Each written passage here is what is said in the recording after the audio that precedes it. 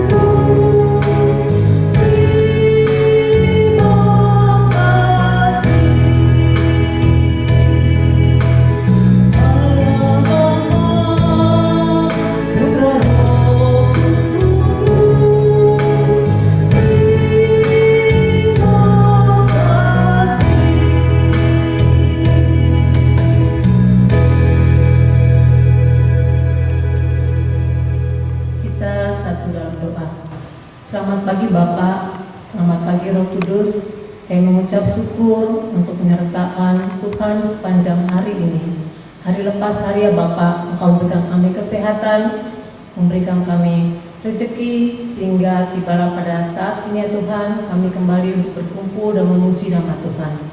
Ya Tuhan, bukakan hati dan pikiran kami, dan persiapkanlah mulut kami, anggota badan kami untuk memuji, memuliakan, dan selalu menyembah Engkau ya Tuhan. Di dalam nama Yesus Kristus kami sudah berdoa dan mengucap syukur. Amin. Selanjutnya adik-adik, kita mengangkat pujian dengan menyanyikan lagu Yesus Itulah Satu-Satunya.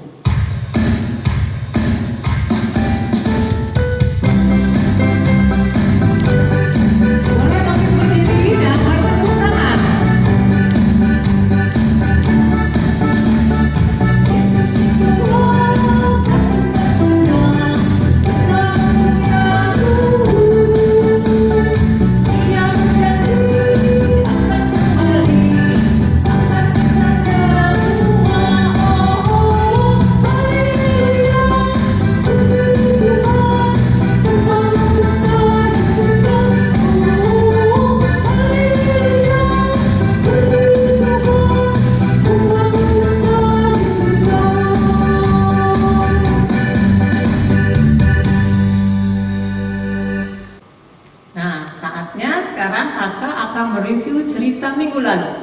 Siapa yang ingat? Siapa ya yang kemarin cerita? Iya, siapa? Bang Bernard, yang orangnya ganteng ya, ganteng, badannya tegap ya, dia yang cerita. Tentang apa adik-adik?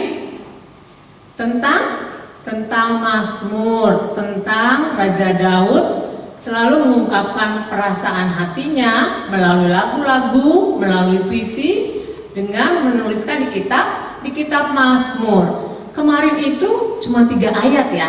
Jadi Bang Bernard tuh detail nerangin dari ayat 1, 2, dan 3 maksud dari yang dibaca kemarin.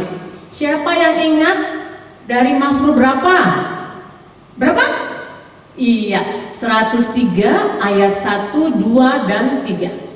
Ayat 1 menceritakan bagaimana kita harus mempunyai hubungan batin dengan Tuhan. Ilustrasinya apa kemarin?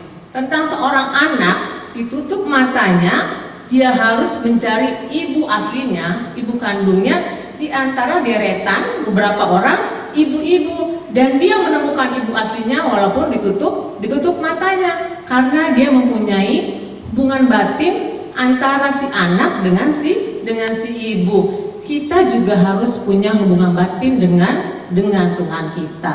Ayat yang kedua menceritakan bagaimana kita harus mengingat kebaikan Tuhan. Kadang-kadang kalau di masa sulit ini kita tuh mikir yang sedih-sedih, yang susah aja, sampai kita lupa kalau Tuhan tuh sungguh-sungguh sangat baik sampai kita ada hari ini. Yang ketiga, bagaimana Tuhan mengampuni dosa dan menyembuhkan sakit penyakit kita. Karena itu jangan pernah takut, apapun penyakit kita, jika kita datang kepada Tuhan, Tuhan pasti sembuhkan dengan cara dan waktunya. Nah, adik-adik, sebelum kita mendengarkan firman Tuhan yang dibawakan oleh Abang David, kita mau angkat pujian "Kusiapkan Hatiku Tuhan".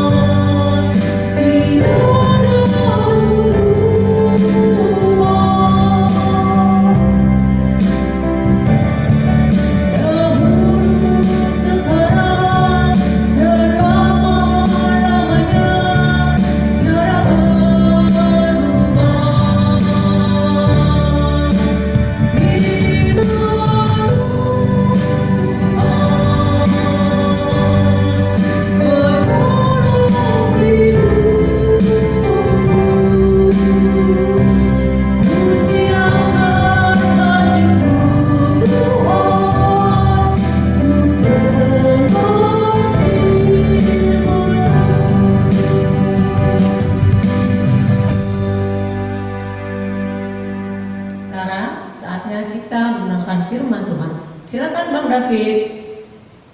Firman Tuhan ada di hatiku, ada di Terima kasih Kak Kiki. Selamat hari Minggu adik-adik semuanya. Pastinya adik-adik semua sehat selalu ya, dalam lindungan Tuhan Yesus Kristus. Adik-adik, sebelum kita memasuki firman Tuhan, kita lanjut berdoa dulu ya. Kita lipat tangan kita tundukkan kepala. Bapa yang berada dalam surga, Tuhan Yesus dan Roh Kudus, selamat pagi. Sebentar lagi kami akan mendengarkan firman Tuhan. Kiranya Engkau membukakan hati dan pikiran kami agar kami dapat lebih mengerti lagi tentang firman-Mu yang akan kami dengar pada minggu ini. Terima kasih Tuhan Yesus, terima kasih Bapa di surga, terima kasih Roh Kudus. Haleluya, amin.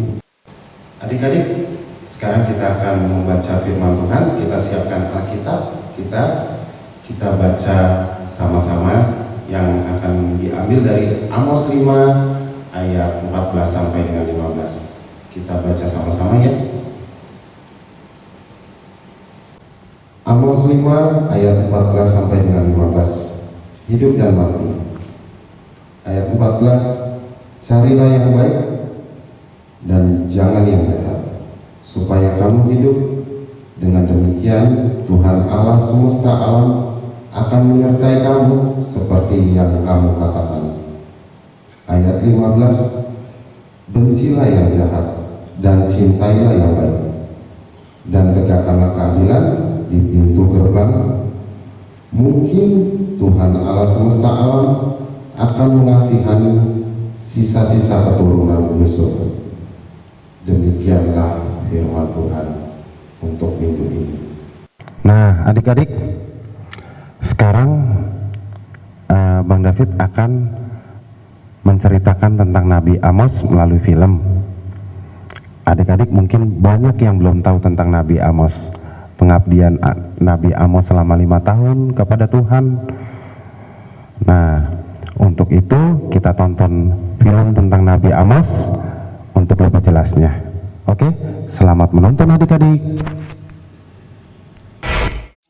Sosok Amos sebagai seorang nabi tidak begitu sering diangkat menjadi topik khotbah atau cerita sekolah minggu.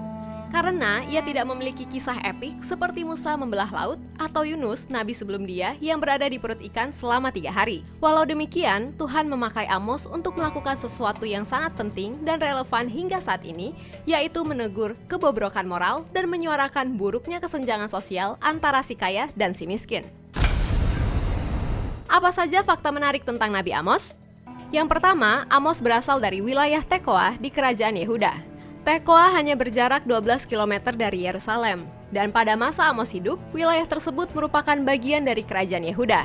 Saat ini, wilayah Tekoa atau dalam bahasa Arab adalah Tuku, merupakan bagian dari wilayah Palestina dan merupakan bagian dari desa Arab Al-Ta'amira. Orang Yahudi mengasosiasikan daerah Tekoa dengan orang berhikmat. Hal ini dikaitkan dengan kisah wanita bijak dari Tekoa yang menasihati Daud untuk menerima kembali anaknya Absalom. 2 Samuel 14. Yang kedua, arti nama Amos dan latar belakang kehidupannya. Nama Amos dalam bahasa Ibrani berarti beban atau menanggung beban dari Allah. Hal ini mungkin dikaitkan dengan panggilan Amos sebagai nabi. Ia adalah seorang peternak dan pemungut buah ara hutan, dan dia mengatakan bahwa aku ini bukan nabi dan aku ini tidak termasuk golongan nabi. Amos 7 ayat 14. Apa yang dikatakannya itu untuk menegaskan bahwa Tuhan secara khusus memanggilnya, walau latar belakangnya adalah orang biasa, bukan dari suku Lewi, para imam, atau rohaniawan. Yang ketiga, menjadi nabi di masa Raja Yerobeam II dan Raja Usia. Amos hidup pada abad 8 sebelum Masehi, pada masa pemerintahan Yerobeam II dari Kerajaan Utara atau Israel yang saat itu sedang berada pada masa jaya, dan Raja Usia dari selatan, yaitu Kerajaan Yehuda. Saat itu, Israel dalam masa jayanya karena berhasil merebut kembali beberapa wilayah dan menaklukkan kerajaan Moab dan sebagian wilayah Aram. Bahkan, Damaskus, ibu kota Suriah pada masa itu berada di bawah kekuasaan Israel. Yang keempat, menyampaikan teguran atas penyembahan berhala dan kesenjangan sosial. Dalam kemakmurannya, Israel hancur secara moralitas. Mereka bukan hanya menyembah berhala-berhala, namun juga mengabaikan perintah Tuhan untuk menolong orang-orang miskin dan tidak menjalankan keadilan dan kebenaran. Amos dipanggil Tuhan untuk menegur Israel karena hal tersebut. Amos juga menyampaikan teguran dan nubuatan kepada Yehuda dan kerajaan-kerajaan di sekitar Israel seperti Tirus, Edom, Amon, dan Moab. Yang kelima, menubuatkan kehancuran Israel dan digenapi saat Israel ditaklukkan oleh Asyur. Teguran yang disampaikan oleh Amos tidak dihiraukan oleh Israel. Hal ini membawa kepada penggenapan dari nubuatannya, yaitu kehancuran Israel. Walau ia tidak menyebutkan negara mana yang akan menaklukkan Israel, namun pemerintahan Yerobeam kemudian ditaklukkan oleh kerajaan Asyur sekitar tahun 740 sebelum Masehi. Yang keenam, menubuatkan pemulihan Israel dan pemerintahan Sang Mesias. Selain menubuatkan kehancuran, Amos juga membawa pesan penting di pasal 9, di mana ia memberitakan pesan pengharapan akan pemulihan Israel. Namun, nubuatan pemulihan Israel ini mengacu kepada kedatangan Sang Mesias, di mana dia memerintah tidak hanya Israel, namun juga sisa-sisa bangsa Edom dan segala bangsa yang tersebut milikku. Amos 9 ayat 11-12. Yang ketujuh, masa pelayanan yang pendek dan kematian Amos. Masa pelayanan Amos sangat pendek, hanya sekitar 5 tahun saja, mulai dari tahun 760 sampai 755 sebelum Masehi. Saat pergi ke Betel, ia melakukan konfrontasi dengan Imam Amazia dan membuatnya diusir kembali ke Yehuda. Para ahli memperkirakan karena pengusiran tersebut, Amos menyadari ia tidak bisa memenuhi tugasnya untuk menyampaikan suara Tuhan kepada Israel sehingga ia menuliskan nubuatan dan penglihatannya. Ia kemudian tinggal di Yerusalem dengan beberapa pengikut setianya. Menurut sebuah tulisan apokripal berjudul The Lives of the Prophets, menyatakan bahwa Nabi Amos dibunuh oleh anak Amaziah, Imam Betel. Walau demikian, banyak ahli meragukan kebenaran catatan tersebut. Itulah 7 fakta menarik kehidupan Amos, walau memiliki latar belakang sebagai orang biasa, namun berjalan dalam ketaatan untuk menyampaikan suara Tuhan untuk kondisi moralitas yang bobrok dan kesenjangan sosial yang memprihatinkan. Oke, segitu dulu ya Jesiers. Jika ada usulan atau pertanyaan, silakan masukkan di kolom komentar. Nah, adik-adik gimana setelah menonton film tentang Nabi Amos? Mungkin di situ adik-adik sudah lebih paham ya siapa Nabi Amos ya. Nabi Amos itu adalah nabi besar Israel, tapi memang tidak banyak cerita tentang Nabi Amos. Jadi banyak yang kurang mengetahui tentang kehidupan dari Nabi Amos. Nabi Amos itu melayani Tuhan selama 5 tahun, dan Nabi Amos itu seorang penggembala dan pengambil buah arak. Seperti itu adik-adik. Oke, untuk lebih jelasnya dari cerita tersebut, kita baca kembali Alkitab kita yang diambil dari Amos 5 ayat 14-15, tapi kita baca ayat 14-nya saja. Oke adik-adik, kita buka Alkitab kita kembali lagi.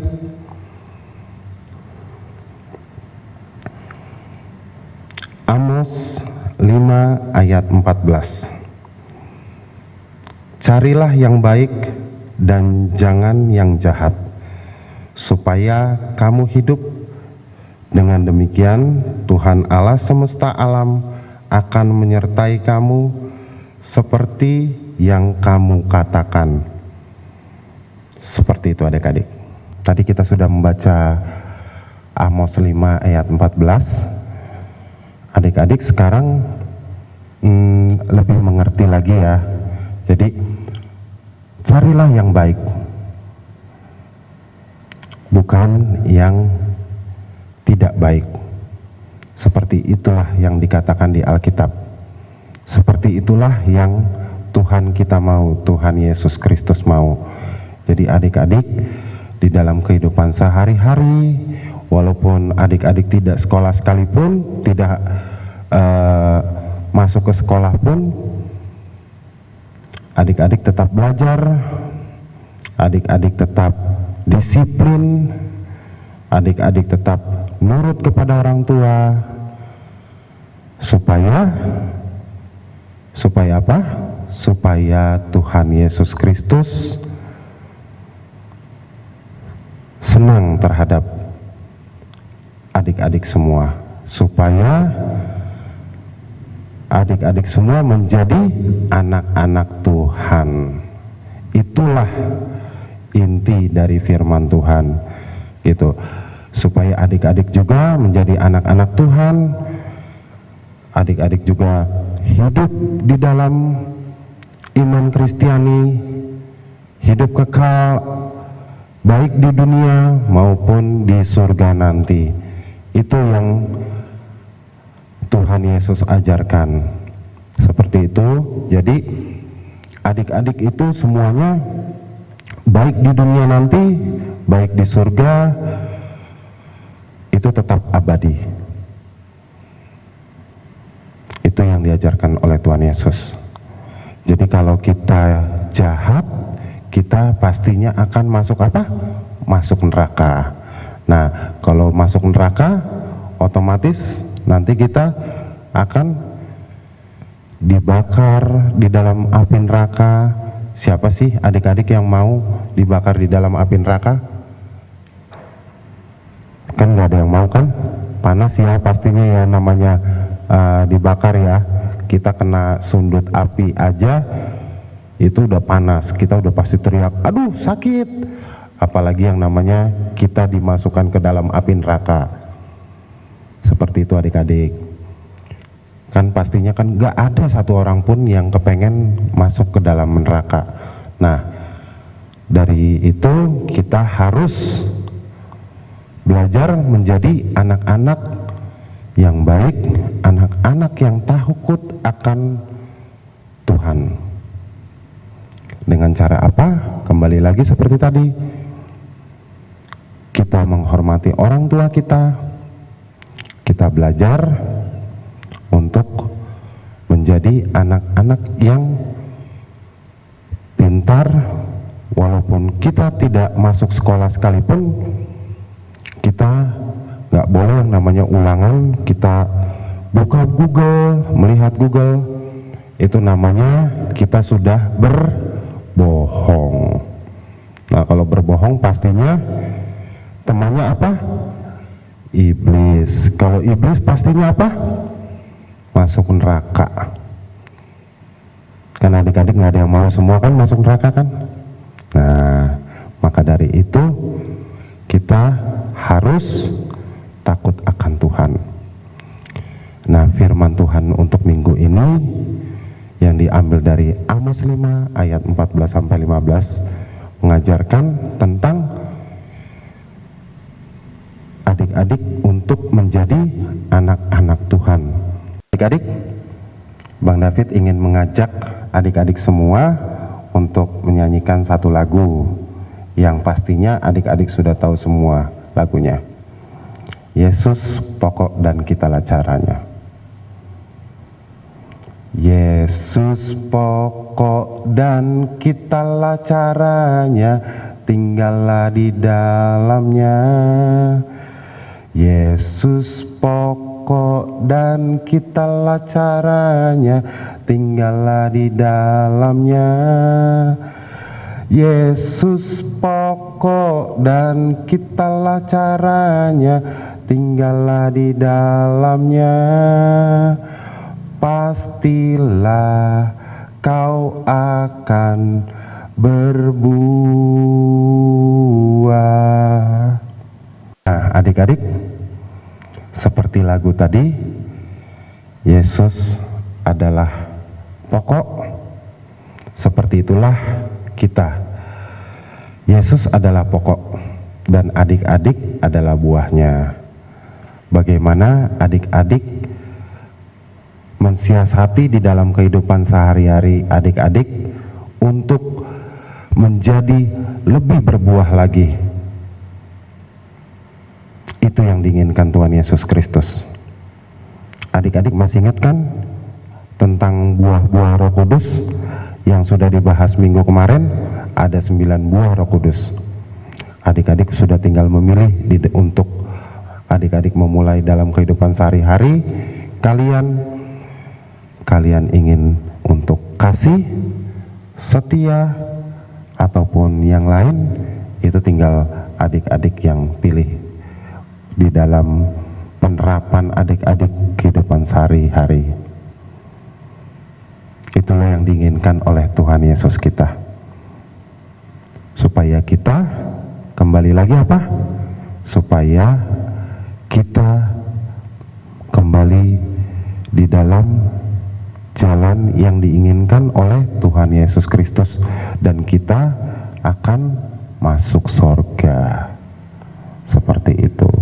Kan nggak ada yang mau masuk neraka kan? Seperti yang tadi Bang David ceritakan, di dalam neraka itu panas karena dia akan dibakar oleh api neraka yang begitu panas. Sedangkan api duniawi aja, kita kena api sedikit aja kita sudah teriak, apalagi api neraka. Demikianlah cerita tentang Nabi Amos pada minggu ini. Dan inti firman pada minggu ini adalah kita berlomba-lomba menjadi anak-anak yang baik, berbuat kebaikan supaya kita berbuah dan kita masuk dalam kerajaan Bapa di surga. Kita masuk ke dalam surga. Itulah inti dari firman Tuhan pada minggu hari ini. Oke adik-adik, demikian firman Tuhan pada minggu ini. Kita akan tutup dalam doa. Kita lipat tangan kita dan kita tundukkan kepala.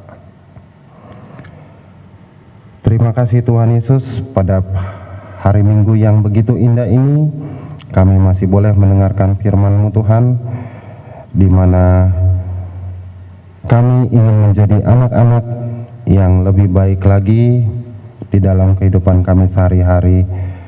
Kami ingin menjadi anak-anak yang takut akan Tuhan. Kami ingin menjadi anak-anak yang lebih berbakti lagi kepada orang tua kami. Bapak yang makasih, kami juga berdoa untuk negara kami yang sedang dilanda pandemik virus corona. Kiranya Engkau memberkati negara kami Tuhan, yang hari demi hari semakin bertambah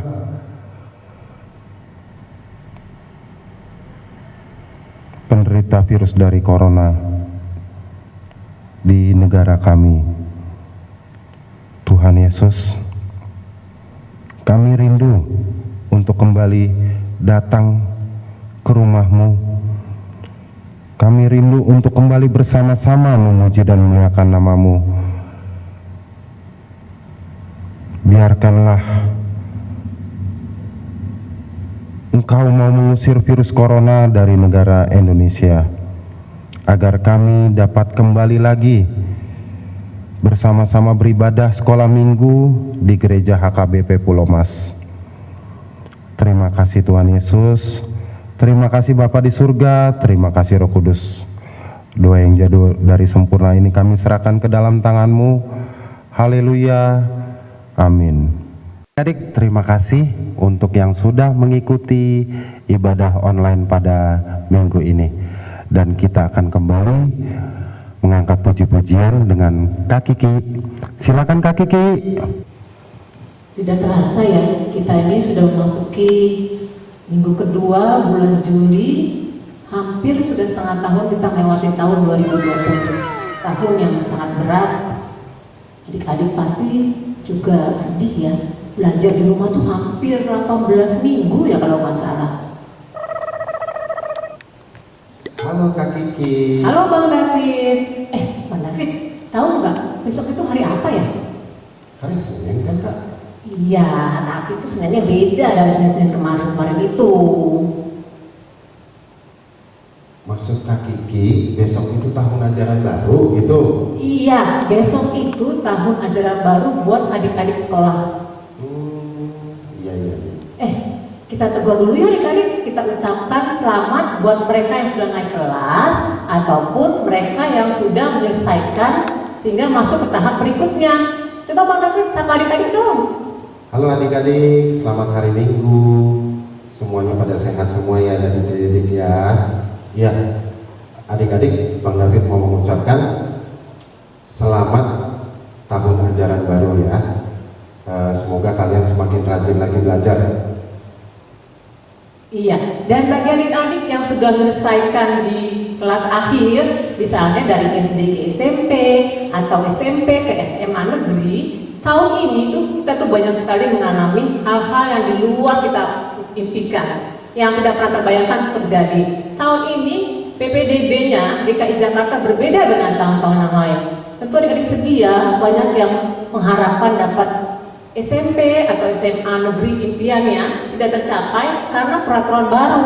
Tapi kita berdoa ya, semoga tahun depan pemerintah boleh memberikan aturan yang tidak merugikan semua pihak. Kita percaya bahwa maksud pemerintah itu baik buat sekolah dan kemajuan bangsa kita. Bang David, kita nyanyi ayo sekolahnya supaya adik-adik walaupun besok tidak bersekolah, tapi spirit dan semangatnya itu mereka akan belajar ke sekolah. Ayo Kak Kiki.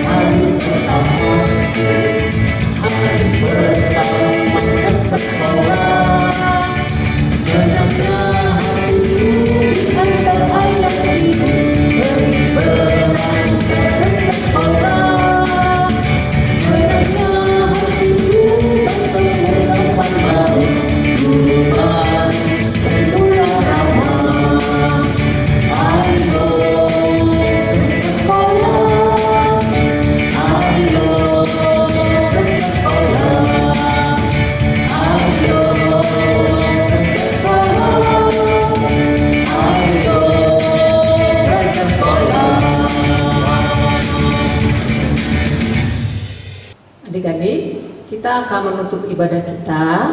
Sekali lagi kami ingatkan, rumah adalah tempat kita berkumpul sebagai keluarga, bisa juga sebagai tempat ibadah, bisa juga sebagai tempat bersekolah, lalu bisa juga sebagai tempat kita untuk memuji dan memuliakan nama Tuhan. Kita tutup ibadah kita dengan doa Bapa kami. Bapa kami yang di surga, dikuduskanlah namamu, datanglah kerajaanmu, jadilah kehendak-Mu di bumi seperti di surga. Berikanlah kami pada hari ini makanan kami yang secukupnya, dan ampunilah kami akan kesalahan kami, seperti kami juga mengampuni orang yang bersalah kepada kami. Dan janganlah membawa kami ke dalam pencobaan, tetapi lepaskanlah kami daripada yang jahat. Karena Engkaulah punya kerajaan dan kuasa dan kemuliaan sampai selama-lamanya. Amin. Bapa, terima kasih. Bapa, terima kasih. Bapa, terima kasih. Bapa di dalam surga, ku berterima kasih.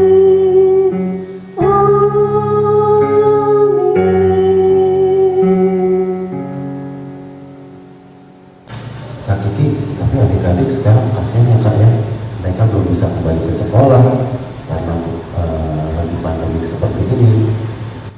Iya, tapi itu kan semua untuk kesehatan dan keselamatan mereka. Coba deh Bang David bayangin, kalau mereka ke sekolah, ya mereka tuh harus pakai masker, selalu pakai masker. Sudah gitu, kalau berbicara itu harus jaraknya 1 meter, harus sering cuci tangan. Kan sudah lama nih nggak bertemu teman-temannya, mereka nggak boleh pelukan sama temannya sakit tangannya, dan mereka juga harus duduknya dijaga jauh-jauh sesuai protokol kesehatan. Aduh, pokoknya itu adik-adik yang kecil-kecil pasti tidak bisa menjalankan protokol kesehatan itu. Tapi kalau remaja mungkin saja. Nah, karena infeksi yang makin hari semakin jumlahnya semakin besar, makanya pemerintah melakukan untuk sekolah dibuka itu terakhir Bang David. Walaupun mall sudah dibuka, lalu tempat wisata sudah dibuka, tempat-tempat ibadah juga sudah dibuka, tapi tetap saja sesuai protokol kesehatan untuk yang umurnya lansia dan anak-anak sekolah dilarang. Karena apa? Karena untuk kesehatan dan keselamatan kita semua. Jadi walaupun adik-adik belajar di rumah aja, lalu menggunakan online atau Zoom atau apapun, harus tetap semangat. Karena apa? Karena mau tidak mau kita harus mulai membiasakan dengan kehidupan yang kebiasaan baru, namanya new normal. Jadi tetap semangat dan tidak boleh merasa malas. Lalu Zoom ini nggak kelihatan gurunya kok, nyontek aja ah. Salah satu keuntungan belajar melalui online adalah nilai kejujuran. Karena setiap anak dilatih, guru ngasih soal, lalu mendapat nilai, apakah kita jujur atau tidak? Apakah dibantu orang tuanya? Apakah banyak bertanya dengan teman-temannya atau membuka buku? Ya, jadi semua yang dilakukan pemerintah saat ini itu untuk kesehatan dan keselamatan adik-adik semua. Jadi tetap semangat ya. Selamat hari Minggu adik-adik, sampai jumpa minggu depan.